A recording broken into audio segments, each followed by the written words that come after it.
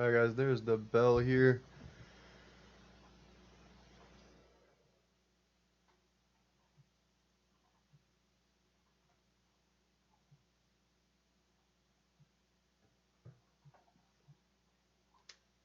So far pretty quiet open. No big moves either direction just yet.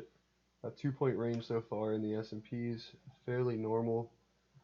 Let's see if we're going to pop up here just a bit though. Remember that level above 2872.50s in the S&Ps. 2598.75s in the Nasdaq.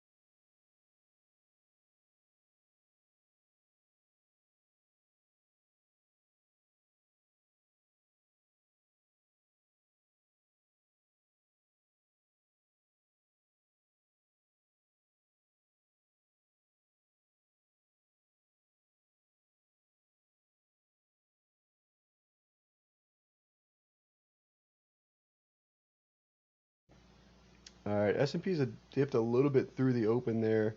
Looks like so far low of the day is 58.75s. We're reacting back up here through the open and trying to get a little bit of a pop there.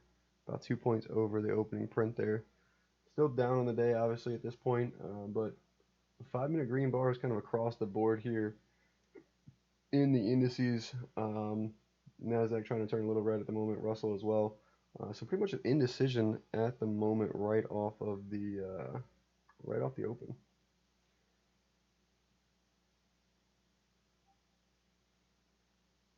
Yeah, Ninja has some fairly good commissions. Their platform is solid. Um, I've actually never experienced any issues with their platform. Um, but yeah, toss charts are definitely better.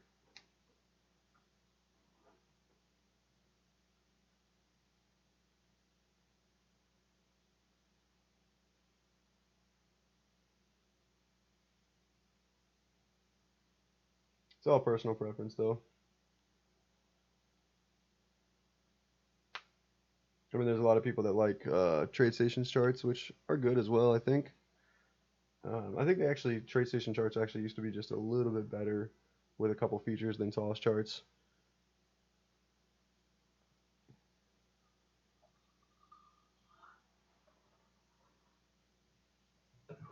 I've got a couple videos using toss charts and Ninja platform for execution. So we just set a 5-minute new low on the S&Ps and the Dow. No new low in the Nasdaq or Russell.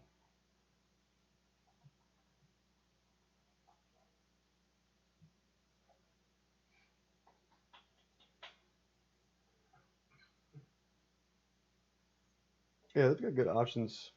Their options platform is good, but their charting is good as well. They actually did not want to build it in initially. So they bought profit charts or whatever it was back in the day, which I don't even think you can still use inside a toss.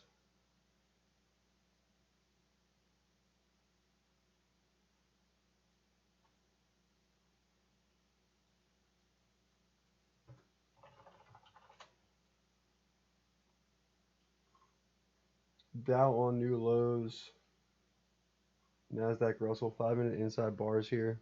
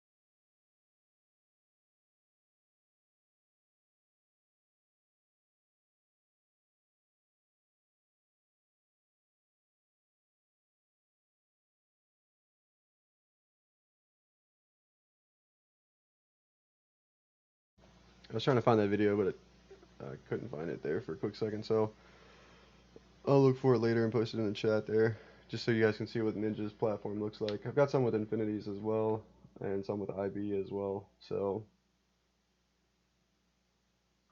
the great thing about Toss is it's free, and obviously all of our indicators and stuff work on there.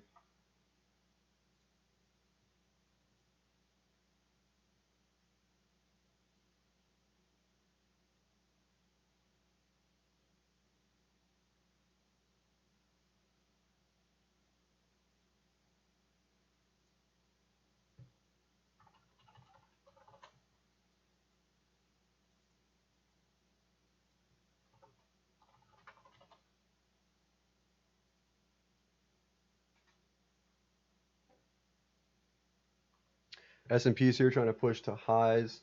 Dow actually completely reversed. It was on lows now. About 60-point reversal so far there in the Dow, pushing back higher here. Nasdaq and Russell did not get new lows on that second 5-minute bar here, so let's see if that's going to give us the push we need. Kind of back up into these upper resistance levels here, 28.70, 250s in the S&Ps, and 98.75s there in the Nasdaq.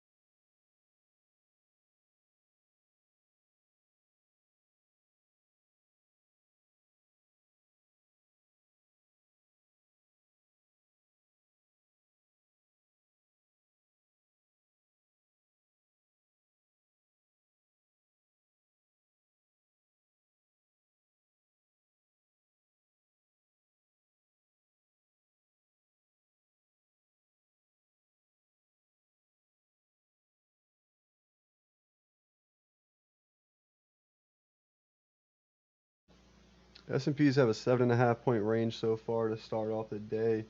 We just pushed into new highs there, kind of across the board, and a little bit of a topping tail so far forming in the Dow, and a big doji bar here in the Nasdaq, and a little bit of red bar in the Russell. So we'll see if this is actually going to kind of pull us back down here into opening print or not, and kind of further solidify the sloppy, choppy action here for today.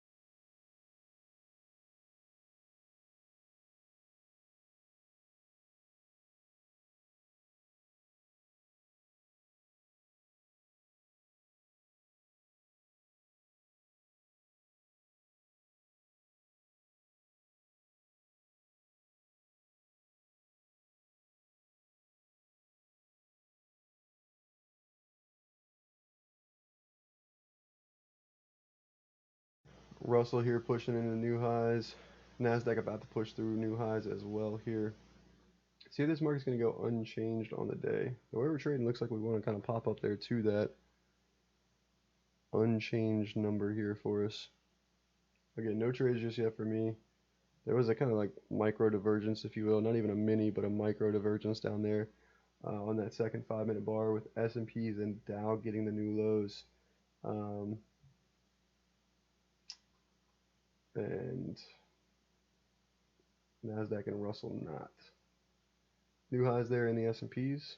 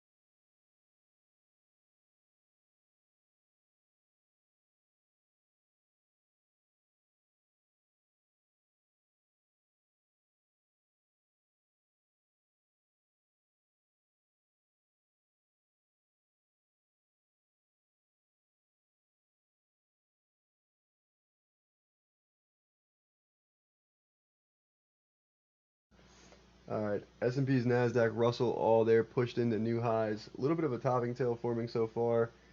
Something to note here is that the Dow did not get new highs there on this last 5-minute bar.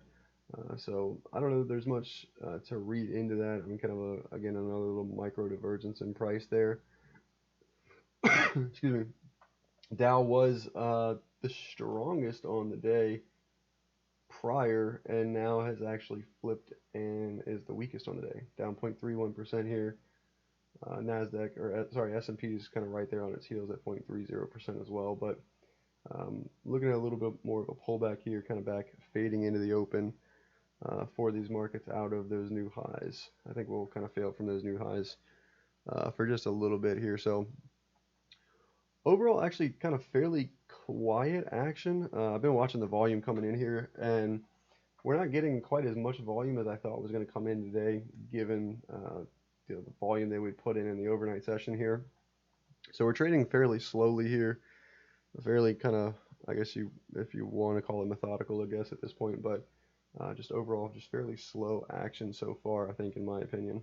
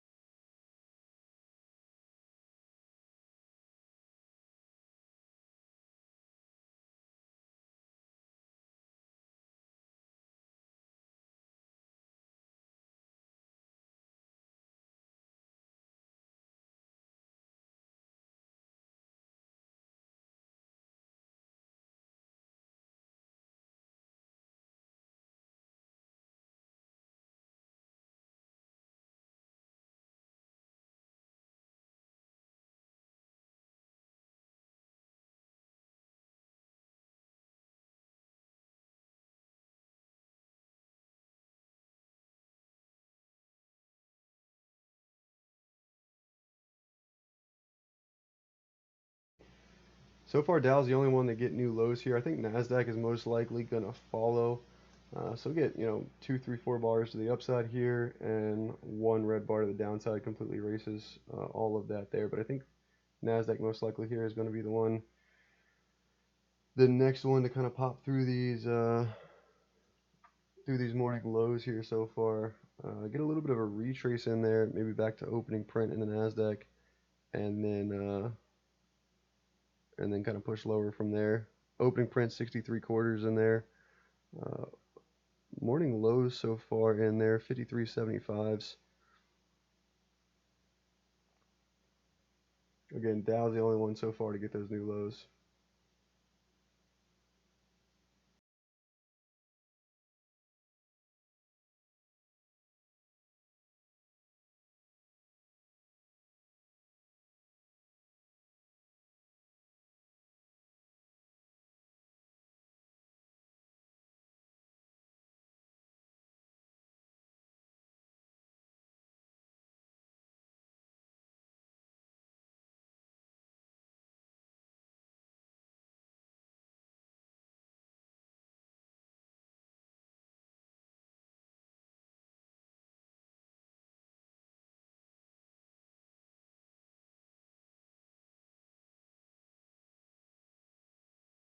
All right, Nasdaq rechecked right back to 63 quarters there, opening print, and put in the new lows so far. Traded a high of 63.75s there. Let's see if this is going to get continuation of the downside. Russell and S&P is actually trying to put in a 5-minute green bar. So again, some fairly, you know, choppy, sloppy action going on here.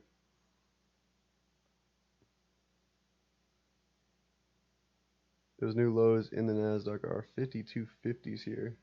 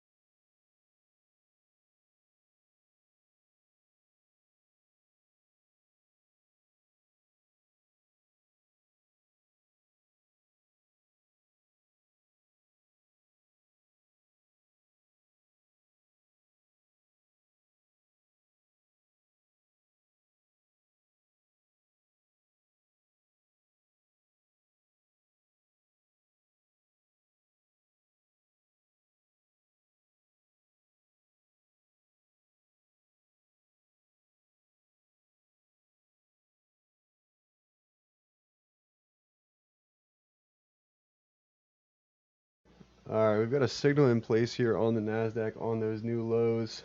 Nasdaq was the only market to get new lows there on that 5-minute bar. Dow, S&Ps, and Russell actually ended up holding that, but Nasdaq coming back down to that level again here, fairly close to those lows of 52.50s. We just retested the 63 quarter opening print again, and kind of whipsawing back and forth. Strickland up 400 bucks scalping, nice.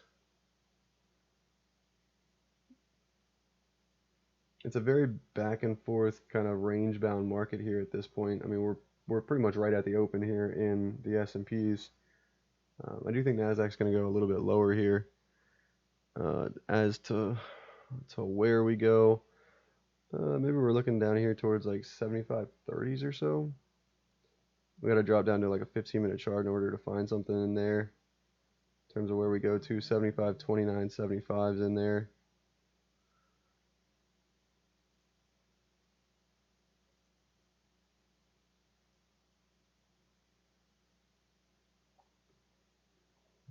Another new low there for the Nasdaq, continuing to push.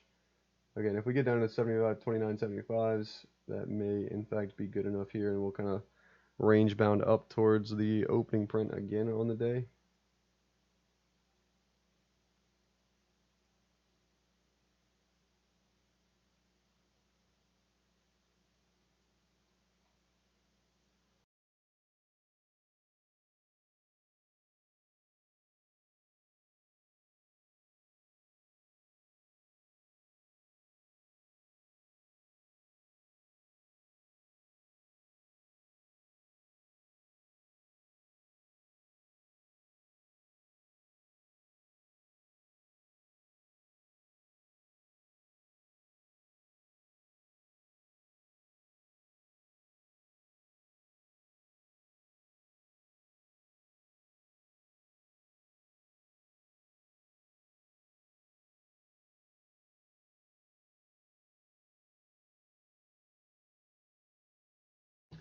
Everything new lows here except for the Russell. Russell so far sitting right under opening print there.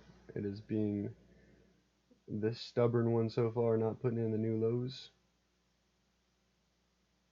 Nasdaq working its way down though to those 29.75s. Overnight lows in there, 25s, and overnight lows in the S&Ps, 28.49s here, and about 20 more points to go or so in the Dow as well. So it would make sense if we actually kind of pop down and take out overnight lows here on the day.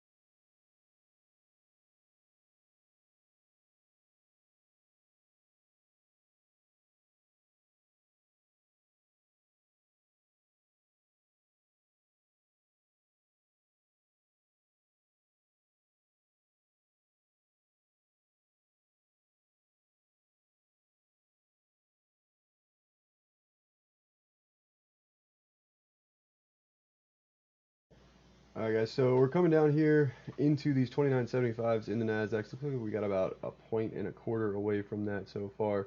We do have some signals in place there. Again, I mean, Kalen's saying it, trading small today. I agree with that here. I think, if anything, the best trade setup I've seen so far today was a short out of these 63 quarters, opening print there for new lows.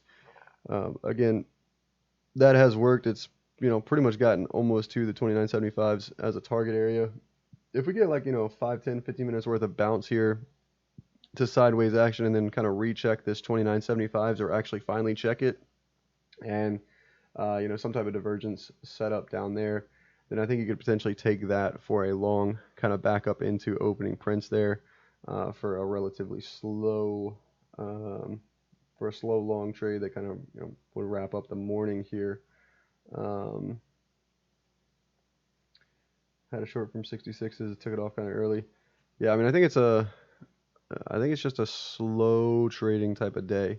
I think there was, potentially, like I said, one opportunity there off that short. Maybe one opportunity for a long this morning out of that kind of like micro divergence where Dow and S&P's got new lows on the day and nothing else did.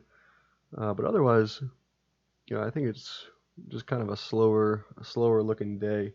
Um, so I'm gonna go ahead and.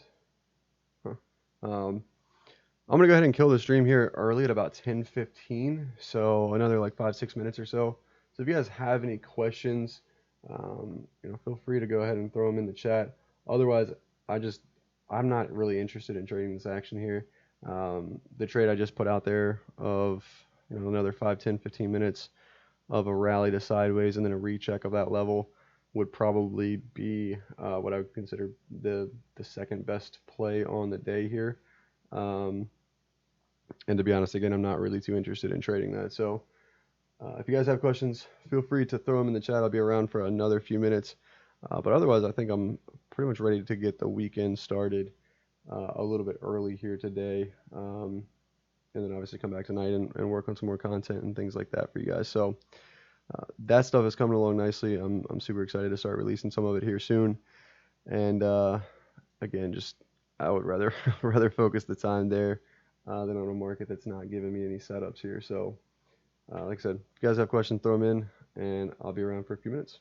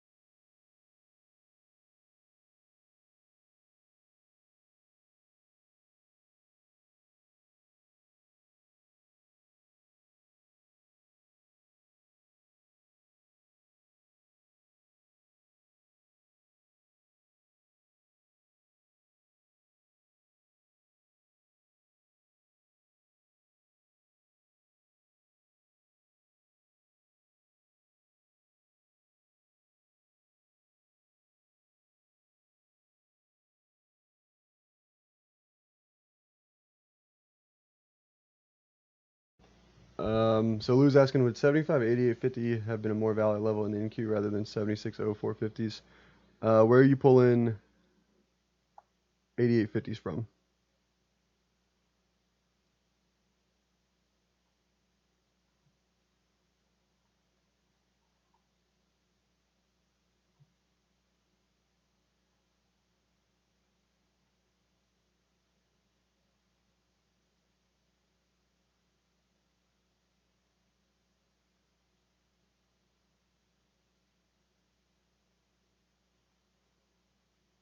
The bottom of the pivot.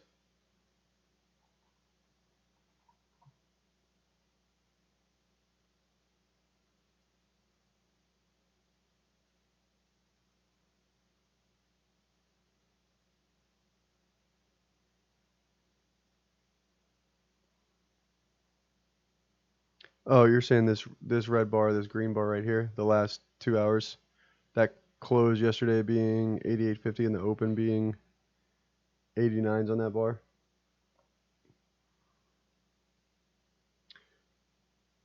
So two things with that. Number one is the direction that you're looking for price to move. Like so, here's another way to like phrase that then. Like you're looking at where price confirmed the close. So in this case, you're looking at the 1330 and the 1430 bar. So the same red bar that you're looking at, right? But you're looking at the top side of that because that's where price was agreed upon and determined. And if we're going to get through that level to go to the upside, then that's going to be where we need to go, right? So you're not trying to necessarily go to the bottom of those bars in this pivot because it's not a lower pivot, right? If that makes sense. Like the level 74.93s from today is a pivot to the downside. So you're looking at the furthest point from where price is trading at as that pivot. Same thing on this side, right? If we're going to get confirmation closes above, we need to go above 98.75s.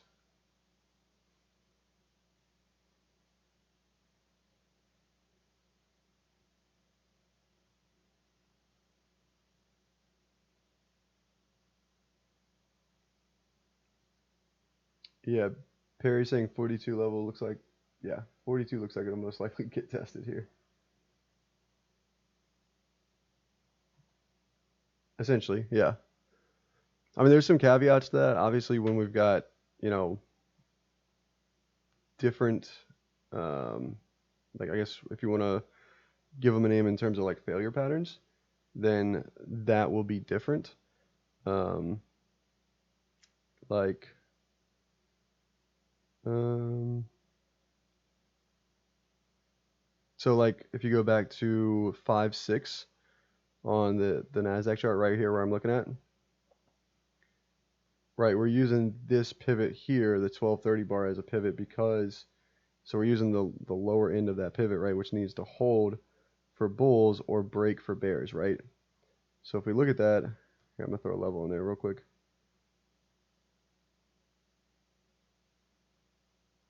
This level then becomes valid, right, because of I'm on that bar right there in the middle chart. This level becomes valid because it pulled back, went higher, right? We broke that level on the gap down, and no, it should be bottom center is my hourly.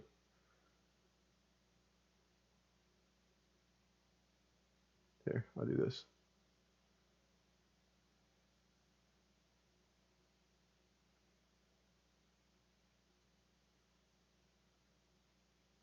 So the reason you would use an underside level in this example is one, because this 77.50, 150 is the level bulls need to hold and that bears need to get below. We gap below it, we rally back and test it. So in that case, it becomes resistance here. It was support on the way down, and I'm sure we probably actually traded it and reacted in the overnight session to some degree here. Let's take a look.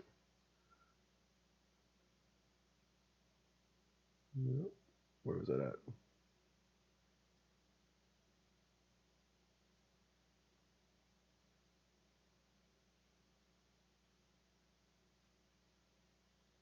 this day? Yeah. So you can see here, we hung out right at that level all throughout the overnight session, tried to go higher, failed through it, and then this was the retest there at the open.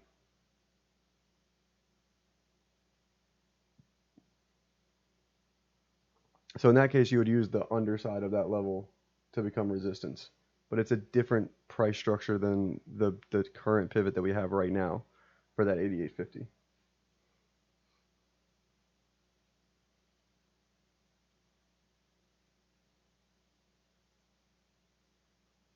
Love when it goes to plan and watch it profit without me. Yeah, no, I've been there. Been there, done that. More times than I like to think about, honestly. That's just part of the game though. Like there's nothing you can do about that part.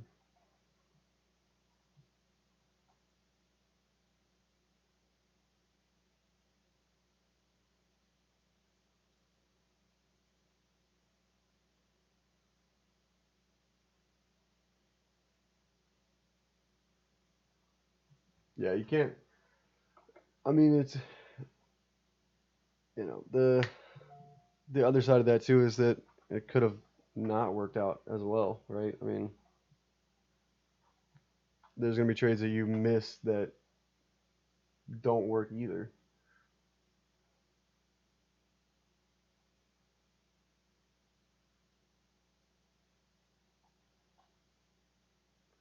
Yeah, exactly, Lou. that's that's a very that's a very small portion of how much money you're actually gonna end up leaving on the table over the course of your career. I know that sounds like it really sucks, but $4,500 is absolutely nothing compared to what you're going to end up leaving on the table when it comes to trading. It's honestly kind of miserable, that part, thinking that at the moment, but yeah.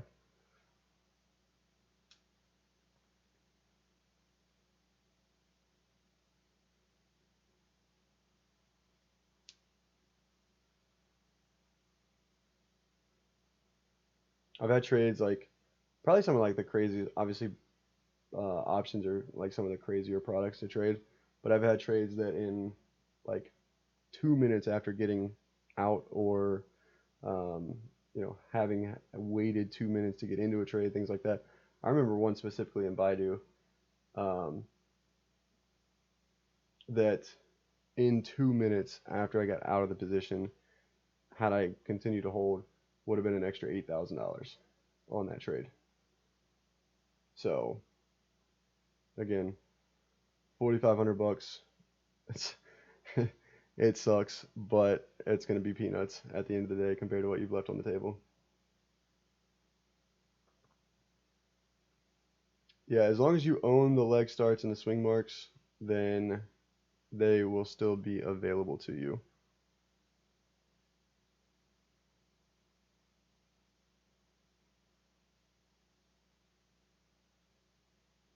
Yeah, the leg starts and swing marks were actually kind of something that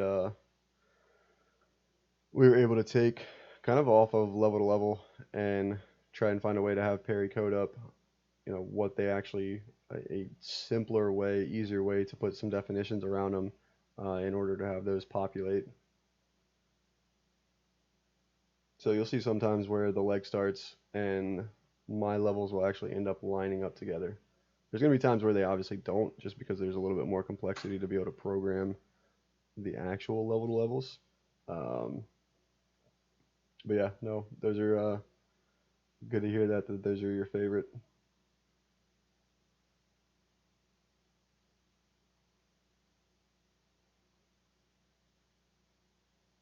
Yeah, absolutely, Lou. I mean, that's consistency is what you want. I mean, that's what you want to see. So, all right, guys, 10:23 here. I'm gonna go ahead and wrap it up for the day. No trades here, and I'm most likely not gonna be looking to do too much here. We've pushed down through that 75, 29, 75 level. Again, we didn't quite get the 10 or 15 minutes worth of rally there and pull back and set a divergence on it. And we've just been kind of sliding off here for the better part of the morning here. A little bit of pop in the early session. in the first 20 minutes or so of the day, and then have consistently been kind of working our way down here. So I'm not really gonna mess with this here on a Friday. Looks like we want to trade those 74.93s in Nasdaq and 28.38.50s here in the S&Ps. So if you guys are going to continue to trade for the day, obviously be aware of those levels and keep your risk tolerances in check. Don't do too much damage, and don't go out with a big loss on a Friday. That's definitely not what you want to do. Um, and that's going to become more and more true, I guess, or more and more apparent as we come into the summer months here. So I think we've got another like month and a half, 2 months of some good action here. And obviously, that could change depending upon some news or some type of volatility that'll kind of help us out there. But that is definitely something you're not going to want to do on during the summer months, because it's just going to be like today was kind of slow trading. Like we're just now about to hit 1 million contracts here on the S&Ps. So we've done about 500,000 contracts in the first hour or so of the day. Not even really, because we did 579 or so in the overnight session. So we're going to do about 400,000 contracts here in the first hour. You'll see in the summer months where we might do 400,000 contracts like on the day for the actual US Open. And it's going to be super, super slow, especially on Fridays. So keep that in mind. And hope you guys all have a great, amazing weekend. And I will see you guys back here on Monday morning. And if you guys want to get in touch with me, I got some things going on this weekend. I'll be trying to get a little bit more active on the Instagram with the stories and stuff like that, kind of keep you guys up to date and connect a little bit more there. So feel free to go ahead and follow me there at Major League Trading on Instagram, and shoot me a DM. Let me know you're from the room. And I'll see you guys next week. Take care. Have a good weekend.